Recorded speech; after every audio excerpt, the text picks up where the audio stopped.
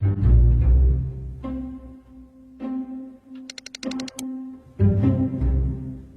Bible is the most widely read book in the history of the world, far outselling any other book, with 3.9 billion copies sold over the past 50 years. Many believe it contains the actual Word of God.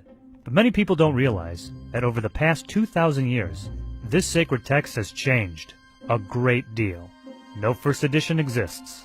Well, we have our copies, the first of which were made hundreds of years after the events supposedly took place. For the first 100 to 200 years, copies of the Bible were made by hand, and not by professionals.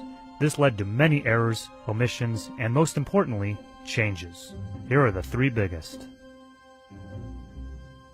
The earliest manuscripts of the Gospel of John did not include Jesus challenging the mob that was about to stone a woman by saying, "Let any among you who are without sin cast the first stone."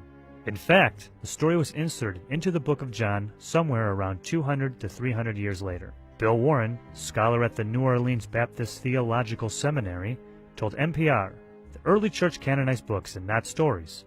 So when it had authentic stories from Jesus in the oral tradition, they had to find a way to put it in the text."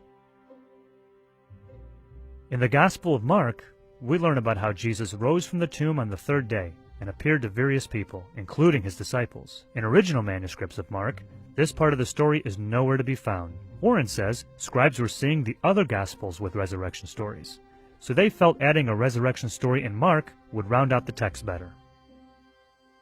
In the Gospel of Luke, Jesus' dying plea for his executioners to be forgiven, for they know not what they are doing, was not originally intended to describe the actions of the Romans. According to Bart D. Ehrman, the author of Misquoting Jesus, the story behind who changed the Bible and why, in earlier versions it was meant to refer to the Jewish leaders who had sentenced him to death. He told NPR this was a problem for Christians in the 2nd and 3rd centuries, who believed God hadn't forgiven the Jews and still blamed them for killing Jesus.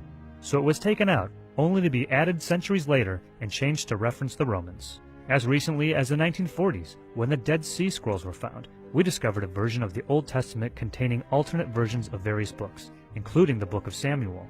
Scholars continue to argue about many aspects of the Bible and how it's changed over the centuries.